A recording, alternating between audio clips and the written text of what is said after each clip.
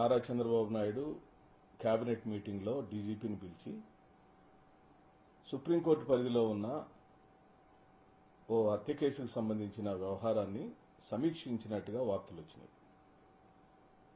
ముఖ్యమంత్రి స్థానంలో ఉన్నవారు డీజీపీని కేబినెట్లోకి పిలవచ్చు, మాట్లాడొచ్చు, సమీక్షించవచ్చు, అది ఎవరికి అభ్యంతరం లేదు. కానీ ఒక సుప్రీంకోర్టు పరిధిలో ఉన్న అంశాన్ని, మీకు సంబంధం లేని అంశాన్ని ఆంధ్ర రాష్ట్ర కేబినెట్లో మీరు సమీక్షించడం అనేది ఎంతవరకు సమంజసమని అడుగుతున్నాను. ఓకే, అది జగన్మోహన్ రెడ్డి గారి బాబాయ్ కేసు కాబట్టి దాన్ని మీరు దానికి రాజకీయ రంగు పులిమి జగన్మోహన్ రెడ్డి గారి మీద, వారి బంధువులపైన ఏ విధంగా ఈ నెపాన్ని మోపాలి అనే దానిలో మీరు తొలి నుంచి విశ్వప్రయత్నం చేస్తున్నారు. మేము అడుగుతున్నది ఒకటే అంశం. వివేకానంద రెడ్డి హత్య కేసు జరిగినప్పుడు ప్రభుత్వం అధికారంలో ఉన్నది ఎవరు? మీరు కాదా చంద్రబాబు నాయుడు గారు? ఆనాటి డీజీపీ గారు ప్రాథమిక దర్యాప్తు చేసి ఎఫ్ఐఆర్ ఏమని రాశారు. అలాగనే సాక్షులు ఒక్కొక్కరే చనిపోతుంటే ఇప్పటికి 9 నెలలు మీకు ప్రభుత్వం వచ్చినప్పుడు ఈ 9 నెలల కాలంలో మీరెందుకు సమీక్షించలేదని అడుగుతున్నాం.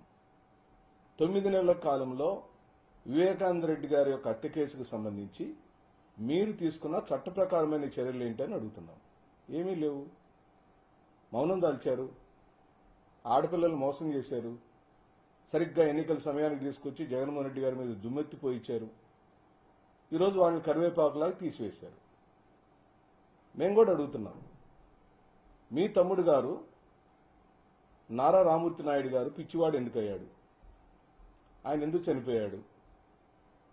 ఆయన స్వయాన మీ తమ్ముడైనప్పుడు రాజకీయాల్లో ఎందుకు లేడు? ఒకవేళ ఆయన కాంగ్రెస్ పార్టీలో పనిచేసినప్పుడు మీరు ఆయన ఎక్కడ పెట్టారు? మీరెందుకు ఆయన ప్రోత్సహించలేదు? ఇవన్నీ కూడా చర్చనీయ అంశాలే. మీరు అధికారంలో ఉన్నారు కాబట్టి చట్టాన్ని పూర్తిగా మీ చేతిలోకి తీసుకొని ప్రజా సంక్షేమం కోసం, ప్రజా సమస్యల కోసం, ప్రజాభ్యున్నతి కోసం పనిచేస్తానని ప్రమాణం చేసి అధికారంలోకి వచ్చిన మీరు అలాంటి సమావేశాల్లో ఇంత చవకబారు, నేలబారు రాజకీయ వ్యవహార శైలిని ప్రదర్శిస్తే ఇవన్నీ కూడా బెంచ్ మార్క్ కార్యక్రమాలుగా ఉంటాయి. మీరు సమీక్షించుకోవటానికి సమర్థించినప్పుడు నిజంగానే సాక్షులు చనిపోవటాన్ని మీరు దాన్ని అనుమానాస్పదంగా భావించినప్పుడు మరి రాష్ట్రంలో అనేకమైన ఘోరాలు, నేరాలు జరిగినాయి కదా.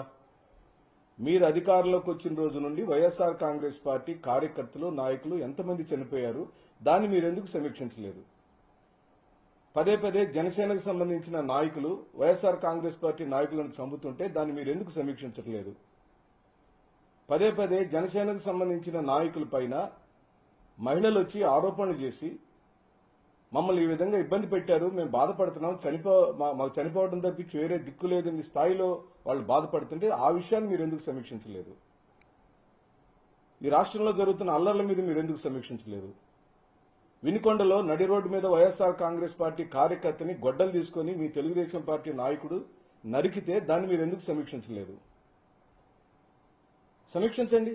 గత ప్రభుత్వంలో 2014 నుంచి 19 కాలంలో మీ ద్వారా హత్య చేయబడిన వైఎస్ఆర్ కాంగ్రెస్ పార్టీ నాయకుల కేసులన్నింటినీ సమీక్షించమని అడుగుతున్నాం. అదే కోణంలో వివేకానంద రెడ్డి గారి హత్య కేసులో జరిగిన నిజమైన వ్యవహారాలను కూడా సమీక్షించమని చెప్పి అడుగుతున్నాం. కానీ కేబినెట్ లో కూర్చొని సమీక్షించాల్సిన అవసరం ఏమొచ్చింది?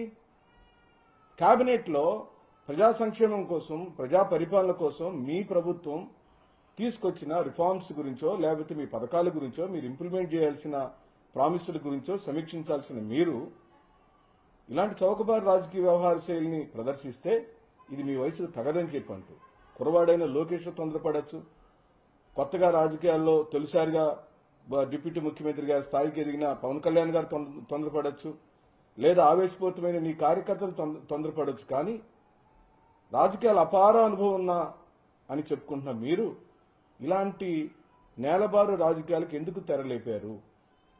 ఇదే ప్రామాణికమైతే ఈ విధంగానే సమీక్షించాల్సి వస్తే మేము కూడా ఎప్పుడు ఎన్నికలు జరిగినా ఈ రాష్ట్రానికి కాబోయే ముఖ్యమంత్రి శ్రీ వైఎస్ జగన్మోహన్ రెడ్డి గారిని మేము డిమాండ్ చేస్తున్నాం. మీరు కూడా ఇలాంటి వ్యవహారాలను మీరు గుర్తుపెట్టుకోమని చెప్పి అడుగుతున్నాం. ఈ రోజుతో పోదు కదా. అధికారం అంటే మీకేదో ధారాదత్తం చేసినట్టు, రాసిచ్చినట్లు, శాశ్వతంగా తెలుగుదేశం పార్టీ, జనసేన, బీజేపీ కూటమి ఈ రాష్ట్రాన్ని పరిపాలించబోతున్నట్టుగా మీరు కలలుగంటూ ఆ కలల్ని మీరు ఏదో భయభ్రాంతులు చేయటం, ఇది కేవలం మేము అంటున్నాం మీ బడ్జెట్ ఫెయిల్ అయిపోయింది కాబట్టి, ఆ బడ్జెట్లో ప్రజలకు సంబంధించిన ఏ అంశాలు లేవు కాబట్టి, ఆ బడ్జెట్ పూర్తిగా ప్రజలకు వ్యతిరేకమైన బడ్జెట్ కాబట్టి, మీరిచ్చిన 6 హామీలలో ఒక్క హామీని కూడా నెరవేర్చడానికి బడ్జెట్లో మీరు కేటాయింపులు లేవు కాబట్టి, ఇది డైవర్షన్ పాలిటిక్స్ కు పరాకాష్ఠగా వైఎస్ఆర్ కాంగ్రెస్ పార్టీ భావిస్తూ దీన్ని దయచేసి వెంటనే ఆపేయండి. ఇలాంటి చౌకబారు రాజకీయాలు చేయొద్దు. సమీక్షించండి. మీరు మీ ఛాంబర్లో సమీక్షించవచ్చు. డీజీపీని మీ ఛాంబర్కి పిలుచుకోవచ్చు, లేదా మీ ఇంటర్నల్ ఇంటెలిజెన్సీని మీ డీజీపీ గారిని పిలుచుకొని మాట్లాడొచ్చు. కేబినెట్ స్థాయిలో కూర్చొని సమీక్షించే స్థాయిలో మీరు రాజకీయాలు చేయటం అనేది అపహాస్యంగా మారుతుంది అని ఆ సమయాన్ని